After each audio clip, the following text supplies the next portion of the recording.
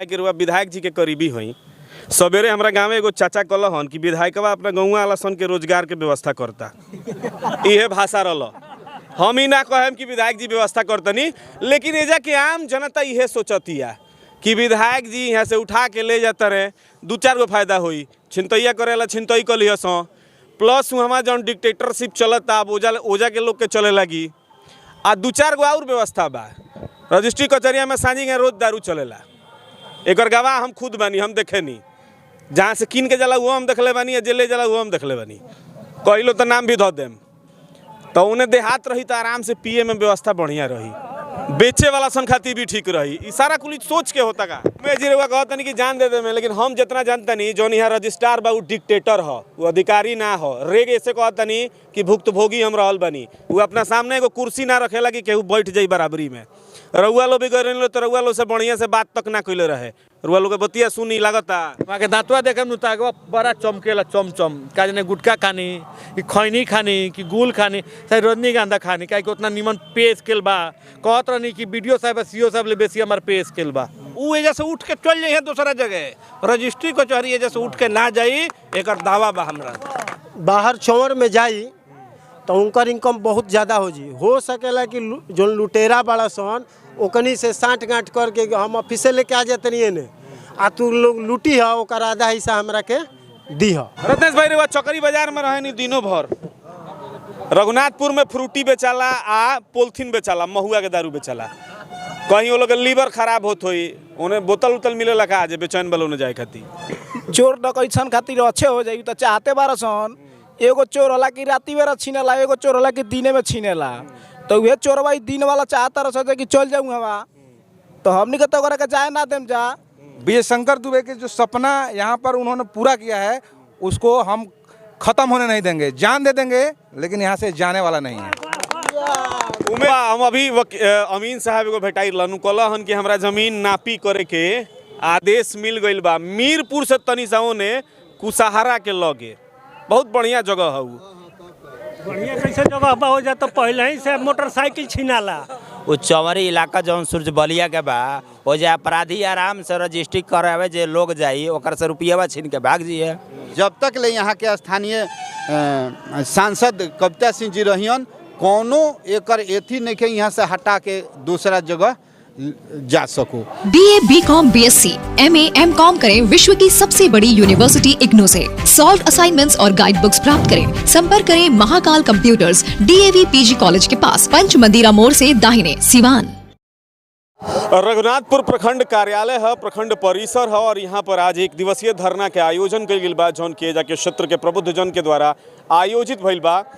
कारण ई बा कि रघुनाथपुर से जौन एगो रजिस्ट्री कचहरी चलत रहा और रजिस्ट्री कचहरी के अब चावरा में ले जाइल जाता। जवार के क्षेत्र के लोग ऐसा चर्चा करता कि चावरा में छिनतई के संभावना कम बा, तो छिनतई के रोजगार बढ़ावे खातिर चावरा में ले जाइल जाता। रजिस्ट्री करावे जब रउआ जाए पैसा लेके तरा और छीने खातिर लोग के बढ़िया चांस मिली, एकरा खातिर उन्हें के ट्रांसफर कर गेल बा। ऐसा चर्चा जवार में लोग करता, नामों लेता केहू के कि के ही करावता, वहू पर हम जिक्र करें। बहरहाल धरना के आयोजन भइल बा और धरना देवे वाला लोग से हम बातचीत करे के शुरुआत करतनी। जैसे कि रउआ देख ली कि यहाँ पर प्रखंड कार्यालय के मुख्यालय में रजिस्ट्री कचहरी कार्यालय के ट्रांसफ़र ना हो को ट्रांसफ़र रुकवावे खातिर धरना के आयोजन भइल बा। यहाँ पर डॉक्टर हरदेश्वर सिंह जी बानी जौन की जदयू के चिकित्सा प्रकोष्ठ के जिलाध्यक्ष हैं। हरदेश्वर भैया, रजिस्ट्री कचहरी के ले जाइल जाता और आम जनता जौन बिया एक ही बात साफ तौर पर कहतिया कि काहे ले जाइल जाता, उनिया के और छिनतई करे वाला लोग के मौका नहीं मिलत। यही से ये बात सत्य बा, लेकिन यहाँ जब तत्कालीन यहाँ के विधायक और निबंधन मंत्री श्री विजय शंकर दुबे जी रहनी तो यहाँ के लोग के आवश्यकता के देखते हुए क्षेत्र के लोग के सुविधा खातिर यहाँ पर निबंधन कार्यालय के स्थापना करवनी। यहाँ निबंधन कार्यालय अस्थायी रूप से रहल, ओकरा के टारगेट होला कि एकर राजस्व के वसूली हाथना हो जाए तो रही नहीं तो यहाँ से हटा दिया जाए। ओकरा के आवे वाला दिन में अपन कोरम पूरा कैलस रजिस्ट्री ऑफिस जितना मिले के चाहिए राजस्व ओकर अधिप्राप्ति होखे लागल। बीच में कुछ व्यवधान आयल जाना के चलते यहाँ से अधिप्राप्ति ना होकर राजस्व के तो बंद हो गई। फिर तत्कालीन विधायक स्वर्गीय जगमातो देवी जी के अथक प्रयास से ये क्षेत्र के लोग के सुविधा खातिर यहाँ के अस्थायी रूप से निबंधन कार्यालय के स्थापना करावल गई। सिसवन और रघुनाथपुर आंध्र तीनों प्रखंड के लोग के यहाँ लिखा पढ़ी होला, खेत के किना बिक्री होला। अब ये में कुछ शरारती तत्व बाड़न जौन अपन निजी स्वार्थ खातिर जैसे कहल गई हो अथी चौड़ी क्षेत्र में लौकीपुर से उन्हें ले जाए के लोग प्रयास करता। ये कौनो एथी पर एकरा के पूर्ण ना होके दिहल जाई, चाहे जावना हद तक जाए के पड़ो ये क्षेत्र के लोग के सुविधा खातिर। यहाँ आज सर्वदलीय बैठक भइल बा, भाजपा के लोग बा, जदयू के लोग बा, कांग्रेस के लोग बा, राजद के लोग बा, माले के लोग बा। मतलब ये क्षेत्र के लोग के भावना देखते हुए सब लोग आज एक दिवसीय आज धरना पर बैठल बा। यदि हमनी के आवाज़ नहीं सुनल जात तो आवे वाला दिन में हमनी का आमरण अनशन करे पर भी तुल जाम जा। कोनो शर्त पर मरते दम तक यहाँ से रजिस्ट्री ऑफिस अन्यत्र स्थानांतरित ना होके देम जा। जब तक ले यहाँ के स्थानीय सांसद कविता सिंह जी रहियन कोनो एकर एथी नहीं के यहाँ से हटा के दूसरा जगह जा सको। ये से कि हमरा बात भइल रहल कहल तो कहानी वहाँ के कि हमरा सासू माँ के देन है कि यहाँ स्थायी रूप से निबंधन कार्यालय हो गई बा, एकरा के कोनो शर्त पर यहाँ से हम ना हटे दें। और बोली बिल्कुल यहाँ पर सुशील गुप्ता जी बनी। सुशील भाई ये रघुनाथपुर में चलेला, रघुनाथपुर में स्थापित बा, ठीक बा, ओकर आपन भवन नहीं खे, लेकिन रघुनाथपुर में अगर जमीन के बात कल जाओ तो सरकारी जमीन तमाम पड़ल बा, चाहे ब्लॉक पीछे होके, ब्लॉक के कैंपस में होके, चाहे उन्हें गंडक के ज़मीन होके, उन्हें डाक बंगला जौन बोलेला उजा दुनिया के ज़मीन पड़ल बा, उजा मुरारपट्टी में ज़मीन पड़ल बा। तो का ई कुली जगह ही नहीं खे जो उन्हें चमरा में ले जाइए था। देखिए जहाँ तक हमारा सुने में आयल है और जौन माने लोग के आवाज़ बा कि सबसे पहले तो कि बदमाशन खातिर उ सेफ जोन बा, अपराध कर्मी खातिर वो चौवरी इलाका जौन सूर्य बलिया के बा वो जे अपराधी आराम से रजिस्ट्री करावे जे लोग जाई ओकर से रुपया छीन के भाग जाइए। एजा जौन है स्टाम्प पैडवा बेचाता है, स्टाम्प टिकटवा एमें जौन वसूली होता अधिक राशि के ओकर वसूलिया जब होला तो बहुत लोग मीडिया के साथी जनप्रतिनिधि सामाजिक कार्यकर्ता हाला हंगामा करलन तो एजा लूटल ना बनेला। तो ये रजिस्ट्रार साहेब और रजिस्ट्रार साहेब के लोग ये सोचता कि चौवरी इलाका में जब चल जाई तो लूटे में आसान हुई। चूँकि एजा प्रखंड मुख्यालय बा, थाना बा, अस्पताल बा, सब प्रतिष्ठान तो यही जे बा। ऐसा नहीं है कि एजा जमीन उपलब्ध नहीं है, जमीन उपलब्ध बा। ए मुद्दा पर तारकेश्वर पांडे जी जौन सिवान जिला के निबंधक बानी उनका से कल हमारा बात भई रहुए। तो चूँकि एजा के बहुत सारा नॉलेज रहे हमरा संज्ञान में जौन की रहुआ हमरा के बतैनी है वो हम बता दिले बनी, मौखिक के बात भहुए। चूँकि ओकरा बाद कहमी कि काल हमनी के धारणा बाटे तो वहाँ के कहमी कि ठीक बा जब उपलब्ध बा जमीन तो वो ओने सूर्य बलिया चौवर में ना जाई। हमनी के कहमी जाए कि अगर रहुआ बात ना माने तो एकरा खातिर हमनी के बैठ के काल के धारणा के बाद बृहद रणनीति बना के एकरा के जिला मुख्यालय में भी धारणा देम जाए। बाबा हम अभी अमीन साहब एगो भेटाई लनु कहलन कि हमरा जमीन नापी करे के आदेश मिल गइल बा मीरपुर से तनी साओ ने कुसहारा के लगे, बहुत बढ़िया जगह है वो। बढ़िया कैसे जगह बा हो जा तो पहले ही से मोटरसाइकिल छीनाला आ हो जा। अभी फिलहाल एको महीना नेखे होखत हमरा एगो नाती गई रहे ओकर मोटरसाइकिल में धक्का मार के गिरा दिहल गई भल के मोटरसाइकिल ओकर उठा ली चले नाव पूछल लो तो नाव बतौले तब ऐसे बगले में हमारे कौड़सर भी ज़मीन बा, फुलवरिया भी ज़मीन बा, तो छोड़ दिलो जे भाई यहाँ सबके जाए दिया जा। लेकिन ओजा रोज ना रोज जब रउआ शाम होई तो राउर बगली खाली होके ओजा रउआ चलिए, ओजा राउर कोनो उपाय नहीं है। रउआ चाहे जितने बाहुबली बनी तो सरकार ना ए जाके जौन स्टाफ बा व्यवस्था में बा आकि कुछ उनियों क्राइम बढ़त रही तो थानों का लाभ होई आ हमनियों के कुछ आमदनी बढ़ी। तो एक पक्ष में ये जाके जनता चाहे पार्टी जौन भी होके पूरा जनता पर तैयार बा आकि कोनो शर्त पर जैसे ना जाए दे जा। चलिए बिल्कुल ना जाए जा। उमेश पासवान जी बानी। उमेश जी, रउआ बानी सत्ता में, रउआ बानी स्थानीय जिला पार्षद, रउआ कौना मजबूरी में धरना पर बैठल बनी? रउआ तो महाराज सदन में आवाज़ उठावे के चाहिए, जिलाधिकारी डीडीसी जे भी रजिस्ट्रार बा जिला के ओकरा से मिले के चाहिए, तो रउआ एजा धरना पर बैठत नहीं। सत्ता ला लोग कब से धरना में बैठे लागल? बिल्कुल, देखिए ये नया तरीका का राजनीति है। बहुत से लोग सत्ता में जो होते हैं ना, वो बैठे की कोशिश ना करला, भागेला, डरते हैं, लेकिन हम नहीं डरते हैं। पहली बात, हमने अपना मांग पत्र अंचलाधिकारी को, यहाँ के जो रजिस्ट्रार हैं उनको दे दिया है, फिर रघुनाथ जिले के रजिस्ट्रार हैं उनको दिए हैं, और जिलाधिकारी को दे चुके हैं।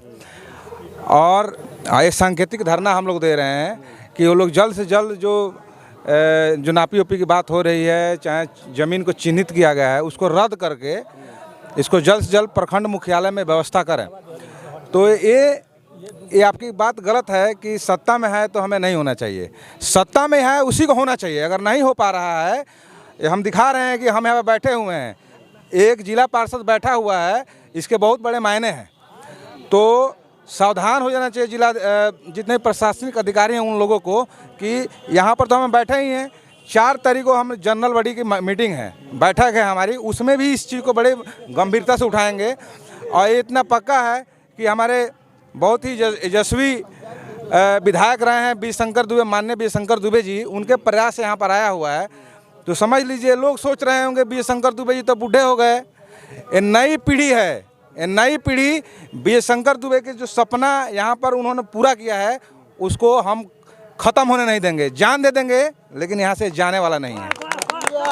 उमेश जी रउआ कहता नहीं कि जान दे दे में, लेकिन हम जितना जानता नहीं, जो यहाँ रजिस्ट्रार बा वो डिक्टेटर हो, वो अधिकारी ना हो। रेग ऐसे कहता नहीं कि भुक्तभोगी हम रहल बनी, वो अपना सामने एगो कुर्सी ना रखेला कि केहू बैठ जाई बराबरी में। रउआ लो भी गए लो तो रउआ लो से बढ़िया से बात तक ना कैले रहे, रउआ लो के बतिया सुनी लागता। देखी, अब तो वक्त बताई, उसको झुका कर रहेंगे। अगर रजिस्ट्रार साहब डिक्टेटर है ना, तो ये लोकशाही है, और जनता की वजह से यहाँ का देश का शासन चलता है, और जनता जो चाहेगी वही होगा। और हम सभी दलों के लोग इसीलिए यहाँ पर इकट्ठा हुए हैं कि उनको झुका कर रहेंगे, उनकर तानाशाही यहाँ पर बिखेर देंगे। आप वक्त आएगा तो आपको पता लग जाएगा, और जनता को भी पता लग जाएगा। चलिए बिल्कुल, जनता की भी पता लगी, और लड़ाई जौन बा अनवरत चलत रही। कितना समस्या हुई अगर ओजा चल जाता, यहाँ जैसे हमनी के बाजार में बनी जा, अगर कहीं से आवे के बाद अपन गाड़ी बा तो ठीक बा, ना तो अगर मान ली कि पतार से जावे के बाद जमीन का रजिस्ट्री करावे, तो वहाँ से गाड़ी धोनी चलिए नहीं। सिसवन से आवे के बाद गाड़ी धोनी चलिए नहीं। उन्हें सूरज बोली या कि का जाने मीरपुर कहाँ दून जाए के बा, तो वो तो चकरी से फिर पैदल का तो चोर डकैतन खातिर अच्छे हो जाई। तो चाहते बारसन एगो चोर होला कि राती बेरा छीनेला, एगो चोर होला कि दिने में छीनेला। तो वह चोरवा दिन वाला चाहता रह कि चल जाऊँ हवा, तो हमनी के तो के जाए ना देम जा। एकरा खातिर कुछ हो जाओ, एकरा खातिर हमको हर मुद्दा पर लड़े खातिर एकरा के छोड़े ना। रजिस्ट्रार होगा चाहे डीएम होगा चाहे जे भी हो, यहाँ रघुनाथपुर के जनता चाहती है कि यहाँ रहे के बा, यहाँ रही, एकरा खातिर कुछ हो, एकरा खातिर हमके तैयार बन जा। ललन जी, लड़ाई कहाँ तक जाई? अब तो समय बताई, लेकिन हमनी के जनता के आह्वान बा कि जौन यहाँ मिलल बा विरासत यहाँ से ना जाओ। ये सब कर अथी मुद्दा बा, और सारा पार्टी के ही बा, एमे कोनो पार्टी नहीं के, सारा लोग एक साथ। नागेंद्र जी, रउआ से तनी अहम सवाल बा। रउआ काहे कि रउआ विधायक जी के करीबी हुई। सवेरे हमारा गाँव में एगो चाचा कहल हन कि विधायकवा अपना गौवा वाला सन के रोजगार के व्यवस्था करता, इहे भाषा रहा। हम ही ना कहें कि विधायक जी व्यवस्था करतनी, लेकिन एजा के आम जनता इहे सोचतिया कि विधायक जी यहाँ से उठा के ले जाता रहे, 2-4 गो फायदा हुई। छिनतैया करेला छिनतई कर लिहस, प्लस वहाँ जौन डिक्टेटरशिप चलता अब ओजा के लोग के चले लगी। आ 2-4 गो और व्यवस्था बा। रजिस्ट्री कचहरिया में सांझी के रोज दारू चलेला, एक गवाह हम खुद बानी, हम देखे नहीं। जहाँ से किन के जला वो हम देखले बानी, जे ले जला वो हम देखले बानी। कहिलो तो नाम भी धो देम, तो उन्हें देहात रही तो आराम से पिए में व्यवस्था बढ़िया रही, बेचे वाला सन खातिर भी ठीक रही। ई सारा कुछ सोच के होता का। देखिए, लोकतंत्र है, जनता कुछ भी सोच सकता, कह सकता, हक बा, और सीधी बात बा। हम होगी तो कि वो कि जे सत्ता में बा, अगर यहाँ से कुछ जा रहल बा तो माने तो निश्चित बा जो विधायक हो चाहे पार्षद हो, माने ओके लोग बोली और ओके दोष दी, दोष हो सकता। हो सकता नहीं हो सकता, ये सोचे के चाहिए। कोई विधायक ये ना चाहे कि हमारे प्रखंड मुख्यालय से हट के आ कहीं और चौरी इलाका में कहीं जाओ। जाते वहाँ के गाँव ना गाँव से मतलब नहीं है नो, वहाँ के गांव तो पूरा ये विधानसभा है, पूरा विधानसभा विधायक जी के गांव है।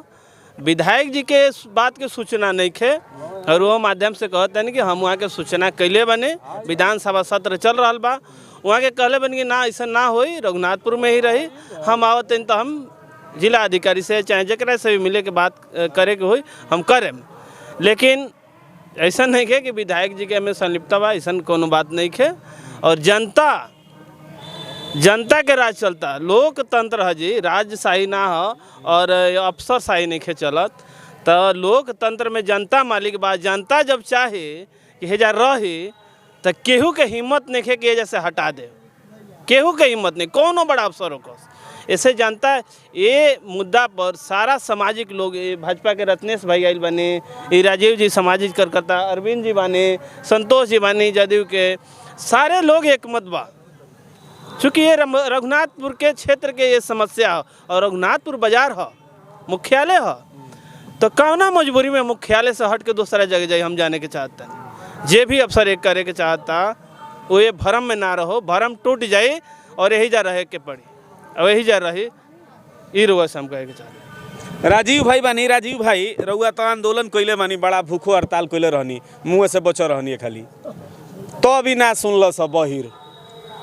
तो एक दिन के टिटी भड़ाक लिट्टी 50 आदमी नहीं खन, 16 गो पंचायत में, एगो पंचायत में जाता तो मान ली कि वो पंचायत के लोग ना आई, 15 गो पंचायत में 50 आदमी जुटल बड़ा, बुझाता जू रहेंगी कान पर।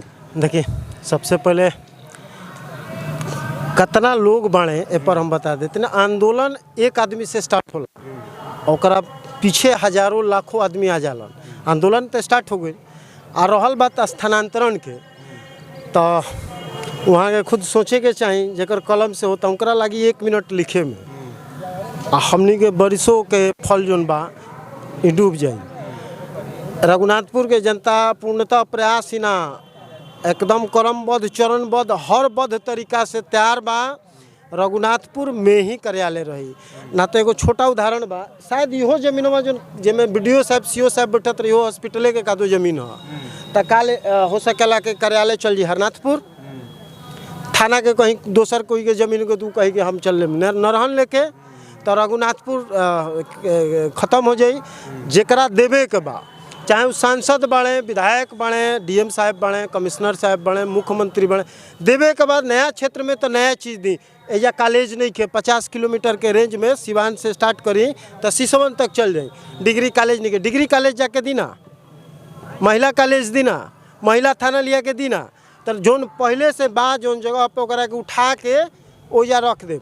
रउआ एगो बढ़िया चीज़ बतनी है कि लूट के अड्डा ये सब हुई, तो रजिस्ट्रार साहब से हमनी के मिला रही जा, उनका तबीयत खराब रहे कि कम बोली जा। पत्रकार एगो रहन शशि जी हिंदुस्तान के, उनका से कहत रहन कि रउआ कम बोली, हमार तबीयत खराब बा। आधा घंटा वो लगातार बोलल है, ऊ बोलल है तबीयत खराब रहे। हाँ, गुल खैले रहन कि खैनी खैले रहन कि गुटखा खैले रहन, रजनीगंधा खा ले, जोन गंधा खा ले ओखस। उनकर सिस्टम बा, राउर का नाम बिल्कुल सही बा।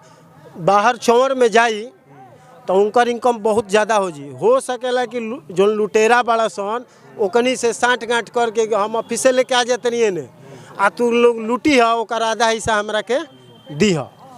तो रघुनाथपुर के जनता स्वस्थ बा।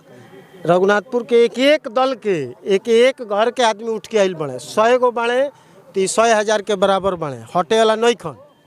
आ एजे ऑफिस रही, एक गारंटी हमनी के मिल के देते नहीं जा कि ऑफिस तो रघुनाथपुर में रही, ओकरा खातिर जौन बलिदान देवे कोई हमनी के तैयार बनी जा। विरोध में कोई आ जाओ, सिवान के कोई भूप आ जाओ, चाहे वो DM साहब होखस, चाहे सांसद महोदय होखस, चाहे विधायक जी होखस, कोई अनुशंसा कर दिनू कि एजा से हम हटा देम, तो हटी ना, ऐसे कि जनता खड़ा बिया है। नेता आज मत देखी, आज कोई नेता नहीं खे, आज ये सब लोग जनता बन के आइल बा, ऐसे कि हर समूह के बा, हर वर्ग के आदमी बा। संतोष जी पीछे बैठल बनी तनी घस की आगे, यहाँ के पूर्व मंत्री विक्रम कुंवर जी के भतीजा हैं, प्रतिनिधि के तौर पे बानी। कुंवर जी भी बड़ा लागल बानी जोर शोर से, देखनी अखबार के कटिंग उटिंग आई रहा, वहाँ के मांग करो तनी कि मत जाओ। यहाँ के वहाँ लेके इहो कहले बानी कि रघुनाथपुर में जमीन ना मिली तो हम फुलवरिया में जमीन देम, तो नरहन में हमू तैयार बनी देवे खातिर, ले चली लू। देखिए राणा जी रुआ के बता दे कि रजिस्ट्री कचहरी खातिर पहला दिन हमने के 5 आदमी ही 25 तारीख के एक जगह बैठ के विमर्श करने जा कि रजिस्ट्री कचहरी जाता तो एक के हमने के रोके के बा। तो 5 से आज रुआ कहनी है कि 50 आदमी तो 5 से 50 भइले, कल 5000 हुए हैं। एक माने हम रुआ के भरोसा देतनी ये आंदोलन जोन बा ये रेगुलर जारी बा, समझी एक रोज प्रारूप तैयार होए। दूसरा चीज़ बा कि हम अपना स्तर से अपना लोग के साथे जिला अधिकारी महोदय से भी 25 तारीख के मिल रहे हैं और वहाँ के आश्वासन देनी कि रघुनाथपुर में ही रजिस्ट्री कचहरी रहे। लेकिन तनी कबो कबो मन में धुकी होला तो एक खातिर हमने को हर तरीका से लड़े वाला बनी जाए, ऐसा ना कि केहू आश्वासन दे देला हम चुपचाप बैठ गए नहीं। तो बैठे वाला काम नहीं है।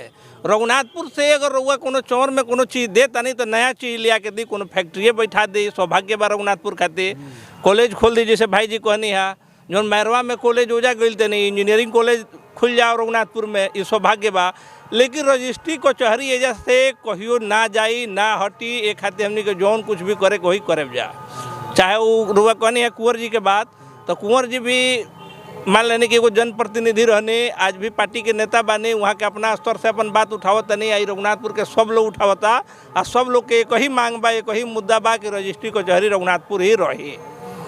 वहाँ के ये कहले रहनी कि कहीं जमीन ना मिली तो हम अपन निजी जमीन रजिस्ट्री कर देम रजिस्ट्री कचहरी खातिर और में रजिस्ट्री कचहरी खुल जाए। लेकिन रघुनाथपुर में इतना ना जमीन बा कि केहू के निजी देला के जरूरते नहीं है। ब्लॉक में जमीन बा, डकबंगला में जमीन बा, ओकरा बाद कृषि फार्म में जमीन बा, ओकरा बाद होने कहा गंडक के केहू माई बाप नहीं के महाराज बलराम सोनी के चोरा के ले जाता रहा दोसर कोनो। तो ओहू जगह बा बनावे वाला के मन खाली होके के चाहिए। मोने बजे हम चौरा में जाए मोने खूब घूस बनाए तो भाई अब एकर तो कोनो बात नहीं है। तो मन के दवाई बा उ एजा से उठ के चल जाइए दूसरा जगह, रजिस्ट्री कचहरी एजा से उठ के ना जाई, एकर दावा बा हमरा। चलिए बिल्कुल यहाँ के दावा करतनी। अरविंद जी पीछे बनी कांग्रेस के नेता हई या लिखे पढ़े खातिर हमेशा जानल जानी। अरविंद जी रहुआ तो बाजार में बनी, रहुए नेता के ले आवल हई, रहुए नेता लिया के आई रहनी रघुनाथपुर में कचहरी के। लेकिन रहुआ आए दिन जन बानी में डिक्टेटर साहब एगो ओकरा के झेले नहीं रहुआ, का कहे उनका बारे में? वहाँ के कोनो बात कहल जी नू रजिस्ट्रार साहब हैं कहनी कि हमार पे स्केल वीडियो साहब सीओ साहब से ज़्यादा बा। तो कहम कि हमार तबीयत खराब बा, ओकर प्रतिकार कल जी तो तबीयत खराब बा। आ यदि ओकर सत्कार कल जाता तो वहाँ का और तेज़ी में बढ़े लगनी, भोवा वहाँ का तेज हो जाला। 4 साल वहाँ का हो गई बा। हमरा लागत घर दुआर बनावे के यही जब बसे खातिर के बेचैन बनी उहे का कहम चिन्हित हुई तो जमीन में मिली, आना तो ना मिली। सीओ साहब के भी अब का कहल जाए बुद्धि के, अभी सीओ साहब बानी है कि वो सीओ साहब कैलर नहीं के कैलर पता नहीं के कि वहाँ के इशारा पर वहाँ के कहला पर दुल्हा बन के तो परीक्षावन हुई या जमीनवा चिन्हित हुई। अरे विभाग के काम बा जमीन के, विभाग जमीन मांगता सीओ साहब से, सीओ साहब को विभाग के दे देवे के चाहिए। एमे रजिस्ट्रार साहब का काम मतलब बा काहे उनका से पूछल जी। अब जमीन के कौन कमी महाराज, सारा सरकारी जमीन पर तो अवैध कॉलोनी बना करके कमर्शियल कॉम्प्लेक्स बना दिया बा, वही के टेक ओवर कर दिया जा तो 2 गो फायदा हुई, जमीनवा बच जाई सरकार के आ बिना मतलब के आम पब्लिक के पैसा ना लगे, वही में खोल दिया जाई। देख ली डकबंगला चौराहा पर जाई ना, वही जा करके देखे सीमेंट बालू रोड अथी के दुकान चलता। ब्लॉके कैंपस में नाक के नीचे बाबे कहीं छिपल नहीं गए, सर्वविदित बा क्योंकि बाबूजी की संपत्ति है। रजिस्ट्रार साहब के लोग था कि मद निषेध विभाग के हम एगो कौन हैं तो दिनवा में दारू मत पी, ऑफिसों कम से कम बचा कर रखी, CCTV लगेले बानी, ऐसा नहीं कि रुआ आँख के अंदर बानी। आई रुआ कहने कि दारू पियल जाता, दारू पियल जाला हो सकता है कि दारूए खातिर खेलबे होता। आ हमार नेताजी का करोस, चाहे वर्तमान होकर चाहे पूर्व केहू का करी, दम तो बा ना केहू नया कोनो प्रोजेक्ट लिया करके लगा दे। पुरानका का लिपा पोती करे के बीमारी बा, वही में अफसर भी कुछ डुबकी लगा देता, वही डुबकी यही लगा बोलो। रत्नेश भाई रहुआ चौकरी बाजार में रहे नहीं दिनों भर, रघुनाथपुर में फ्रूटी बेचाला आ पोलथीन बेचाला, महुआ के दारू बेचाला, कहीं वो लोग लीवर खराब होत हुई उन्हें बोतल उतल मिलेला का जे बेचैन बलो न जाए खाती।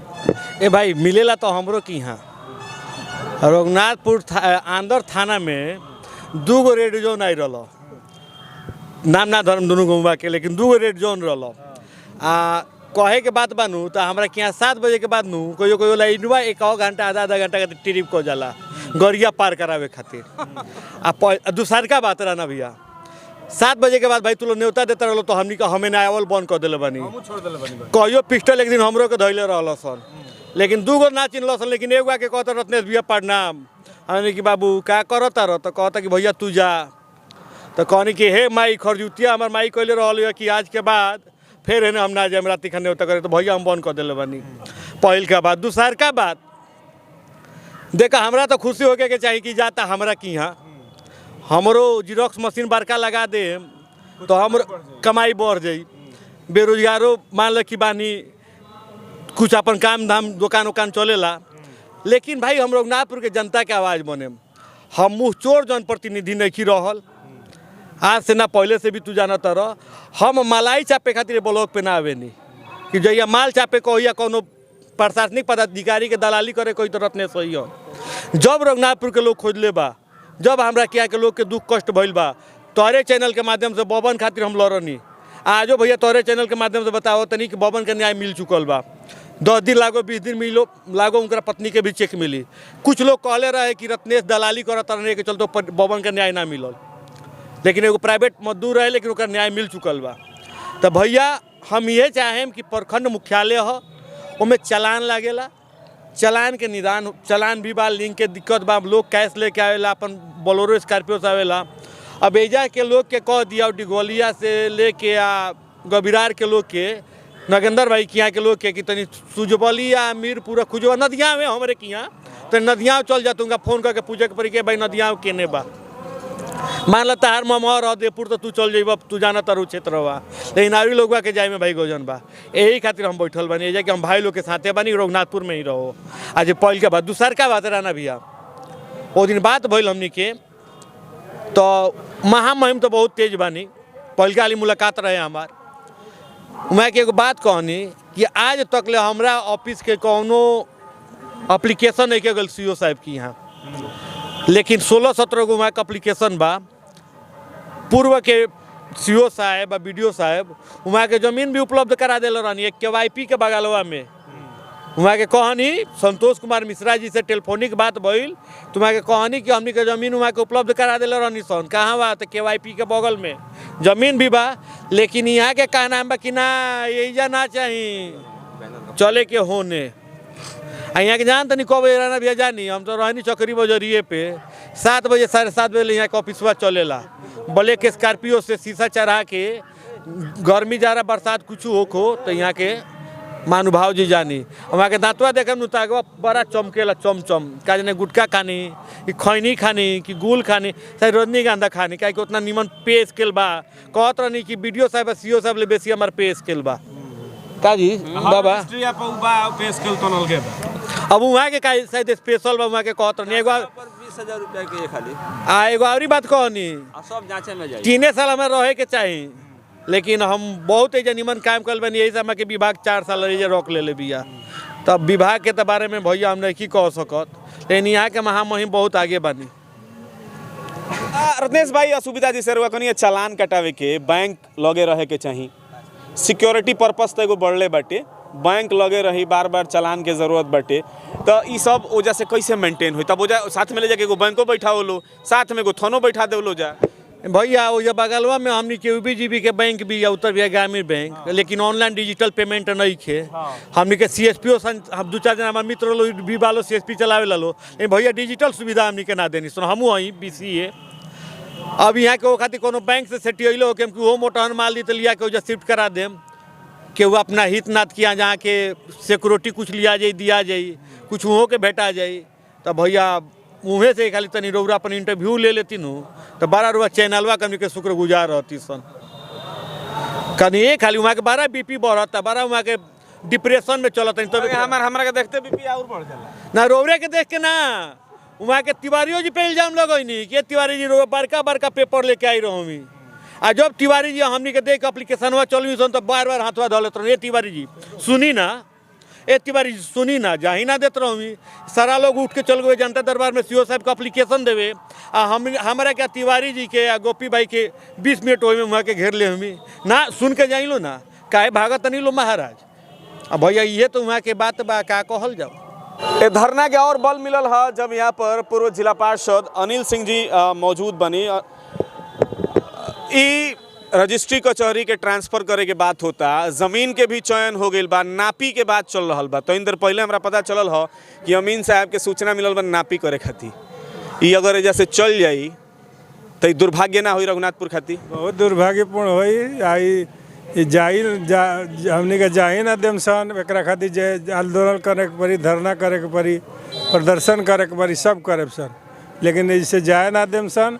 आई बहुत दुर्भाग्यपूर्ण बा। जे भी एकरा पीछे बा वो रघुनाथपुर के जनता के दुश्मन बा। वही सूर्यबलिया ऐसा गांव में जहाँ एगो चट्टी भी नहीं खे आ वहाँ जा रहा बा। ई तो बहुत माने बहुत निंदनीय बा। जे भी अधिकारी रिपोर्ट करता वो गलत करता, सरासर गलत बा। ई जाए के ना चाहिए रजिस्ट्री कचहरी। रघुनाथपुर के नाम से ही कचहरी विजय शंकर दुबे जी करौले रहे। आई रघुनाथपुर के नाम से बा, दूसरा जगह जाता, ये बहुत गलत काम बा। चली तो देखी है मामला बटे कि रघुनाथपुर से जो रजिस्ट्री कचहरी चल रहा बा और रजिस्ट्री कचहरी के यहाँ से ट्रांसफर करे के दूसरा जगह ले जाए के बातचीत हो रहा बा। जौना में यहाँ के आसपास के लोग जे बा, ग्रामीण लोग बा, ओकरा सुरक्षा के भाव बा कि जब वो सुदूर देहात में चल जाई तो वहाँ गईला पर, वहाँ रजिस्ट्री कचहरी में ज़मीन रजिस्ट्री करावे गईला पर या बेचे गईला पर असुरक्षा रही, छिनतई हो सकता, चोरी हो सकता, तमाम तरह के बात है। यहाँ बानी, बाजार में बानी, बैंक लगे बाद तुरंत ज़रूरत पड़ल बैंक से पैसा उतरनी, कचहरी में चल जाएम, कचहरी में से जौन मिलल बा तो बैंक में चट दे जमा कर देम, तो सुरक्षा एजा कम बाटे। हर तरीका से अगर हुआ देखी तो जहाँ चलता ओजा सुरक्षित जगह बा, सेफ जोन बा, आ केहू के कोनो समस्या नहीं खे। लेकिन फिर भी बेचैनी जोन बा उरवा हम पहले ही कहनी है कि या तो छिनतई के बढ़ावा देवे खातिर बा, या केहू अपन हित मित्र ओकरा के आश्रय देवे के या ओकरा के फायदा पहुँचावे खातिर ई काम हो रहल बा। सुविधाजनक जगह पर बा, जहाँ चलता वो सुरक्षित जगह बा, जहाँ चलता तहाँ हर दृष्टिकोण से अगर देखतनी तो सेफ जोन बा। तो जहाँ बा ओकरा के वही जा रहे दिलो। आगे भी लोग से बातचीत करे कोशिश हुई। फिलहाल देखते रही मैच बॉक्स।